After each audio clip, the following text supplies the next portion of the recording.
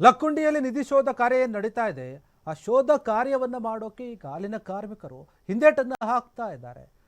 ಕೇವಲ ಕಡಿಮೆ ಕೂಲಿ ಕಾರ್ಮಿಕರು ಏನು ಬಂದಿರ್ತಾರೆ ಅವರು ನಾವು ಮಾಡಲ್ಲ ಅಂತ ಹೇಳ್ತಿದ್ದಂತೆ. ಯಾಕೆ ಕಡಿಮೆ ಕೂಲಿ ಕೊಡ್ತಾ ಇದ್ದಾರೆ, ಅದಕ್ಕೋಸ್ಕರ ಅಪಸ್ವರ ಕೇಳಿ ಬರ್ತಾ ಇದೆ.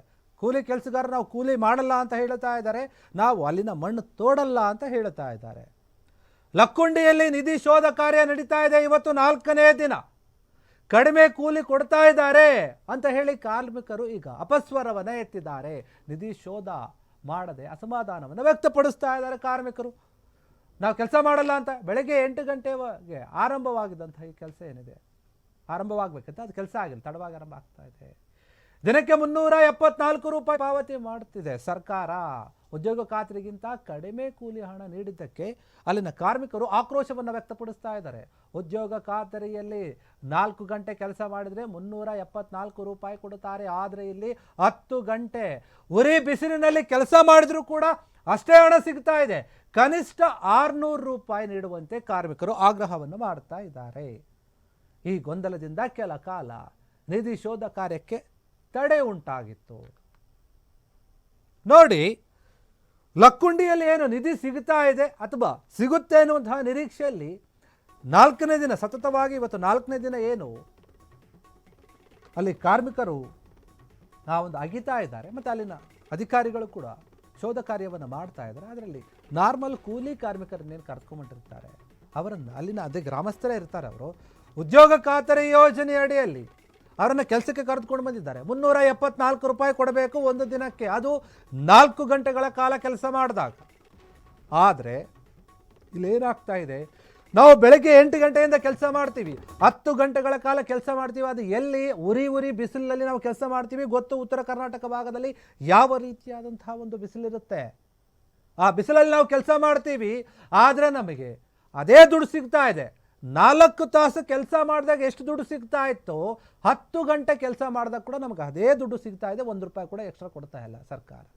ಹೀಗಾಗಿ ನಮಗೆ 600 ರೂಪಾಯಿ ಬೇಕು ಅಂತ ಹೇಳಿ ಜನ ಒತ್ತಾಯ ಮಾಡ್ತಾ ಇದ್ದಾರೆ. ಅಲ್ಲಿನ ಕಾರ್ಮಿಕರು ಕೇಳ್ಕೊಳ್ತಾ ಇದ್ದಾರೆ. ಈ ರೀತಿಯಾಗಿ ಗೊಂದಲ ಉಂಟಾಗಿತ್ತಲ್ಲ, ಅಲ್ಲಿ ಸ್ವಲ್ಪ ಹೊತ್ತು ನಿಧಿ ಶೋಧ ಕಾರ್ಯ ನಿಂತ್ಕೊಂಡಿತ್ತು. ನಾವು ಕೆಲಸ ಮಾಡಲ್ಲ ಅಂತ ಕೂತ್ಕೊಂಡ್ಬಿಟ್ಟಿದ್ರು ಕಾರ್ಮಿಕರು. ಗ್ರಾಮೀಣ ಭಾಗದಲ್ಲಿ ಪಂಚಾಯಿತಿಯ ವ್ಯಾಪ್ತಿಯಲ್ಲಿ, ಗ್ರಾಮ ಪಂಚಾಯಿತಿ ವ್ಯಾಪ್ತಿಯಲ್ಲಿ ಉದ್ಯೋಗ ಖಾತ್ರಿ ಯೋಜನೆಯ ಅಡಿಯಲ್ಲಿ ಕೆಲಸಗಾರನ ಕರೆದುಕೊಂಡು ಬರ್ತಾರೆ. ಅದೇ ಗ್ರಾಮದ ವ್ಯಕ್ತಿಗಳನ್ನು, ಕೆಲಸಗಾರರನ್ನು ಕರ್ಕೊಂಡ್ಬಂದು ಈ ರೀತಿಯಾಗಿ ಏನಾದರೂ ಕೆಲಸಗಳಿದೆ ಮಾಡ್ತಾರೆ. ಈಗ ನಿಧಿ ಶೋಧ ಕಾರ್ಯ ನಡೀತಾ ಅದನ್ನು ಮಣ್ಣು ಅಗಿಬೇಕಾಗುತ್ತೆ, ಆಗೋದು ಬೇರೆ ಕಡೆ ತೆಗೆದುಹಾಕಬೇಕು ಹೊರಗಡೆ. ಆ ಕೆಲಸ ಮಾಡೋಕ್ಕೆ ಉದ್ಯೋಗ ಖಾತ್ರಿ ಯೋಜನೆಯನ್ನು ಬಳಸ್ಕೊಳ್ತಾ ಇದ್ದಾರೆ ಅಧಿಕಾರಿಗಳು.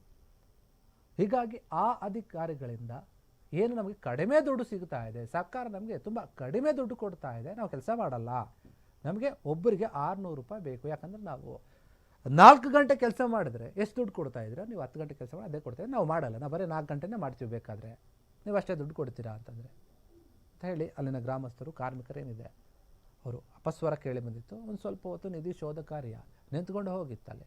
ಅಧಿಕಾರಿಗಳು ಇದ್ರ ಬಗ್ಗೆ ಚರ್ಚೆ ಮಾಡಿ ಮುಂದಿನ ಕ್ರಮವನ್ನು ತೆಗೆದುಕೊಳ್ತೀವಿ, ಕೆಲಸ ಮಾಡಿ ಅಂತ ಮನವೊಲಿಸಿದಂತೆ ಕಾಣ್ತಾ ಇದೆ. ಹೀಗಾಗಿ ನೋಡಿ, ದಿನಕ್ಕೆ 374 ರೂಪಾಯಿ ಕೊಡುತ್ತೆ ಸರ್ಕಾರ ಈ ಒಂದು ಉದ್ಯೋಗ ಖಾತರಿ ಯೋಜನೆ ಅಡಿಯಲ್ಲಿ. ಇದು ನಮಗೆ ಕಡಿಮೆ ಆಗ್ತಾ ಇದೆ, ಕೂಲಿ ಸಾಲ್ತಾ ಇಲ್ಲ ಸ್ವಾಮಿ, ನಾವು 10 ಗಂಟೆ ಕೆಲಸ ಮಾಡ್ತಾ ಇದ್ವಿ, ಬಿಸಿಲಲ್ಲಿ ಕೆಲಸ ಮಾಡ್ತಾ ಇದ್ವಿ. ಉದ್ಯೋಗ ಖಾತ್ರಿ ಯೋಜನೆ ಅಡಿಯಲ್ಲಿ ಇದಕ್ಕೂ ಮೊದಲು ಏನಾಗ್ತಾ ಇದ್ರು, ಬೆಳಗ್ಗಿನ ಜಾವ ಹೋಗ್ತಾರೆ, ಒಂದು 6 ಗಂಟೆಗೆ ಹೋಗ್ಬಿಟ್ಟು 4 ತಾಸು ಕೆಲಸ ಮಾಡ್ಕೊಂಡು ಬರ್ತಾರೆ. 4 ಗಂಟೆಗಳ ಕಾಲ ಕೆಲಸ ಮಾಡ್ಕೊಂಡು ಬಂದರೆ ಅವ್ರಿಗೆ ಸಿಗುವಂಥದ್ದು 374 ರೂಪಾಯಿ.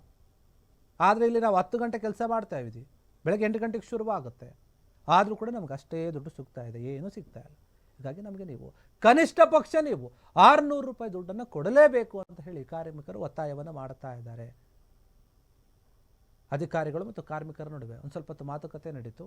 ಅಲ್ಲಿ ನಿಧಿ ಶೋಧ ಕಾರ್ಯ ಕೂಡ ಸ್ವಲ್ಪ ನಿಂತ್ಕೊಂಡು ಹೋಗಿತ್ತು. ಈಗ ಮತ್ತೆ ಶುರುವಾದಂತೆ ಕಾಣ್ತಾ ಇದೆ. ಕ್ಷಣ ಕ್ಷಣದ ಸುದ್ದಿಗಳಿಗಾಗಿ ಫ್ರೀಡಂ ಟಿವಿ ಸಬ್ಸ್ಕ್ರೈಬ್ ಮಾಡಿ, ಲೈಕ್ ಮಾಡಿ ಹಾಗೂ ಫಾಲೋ ಮಾಡಿ. ಹೊಸ ಸುದ್ದಿಗಳ ನೋಟಿಫಿಕೇಶನ್ಗಾಗಿ ಬೆಲ್ ಐಕಾನ್ ಮೇಲೆ ಕ್ಲಿಕ್ ಮಾಡಿ.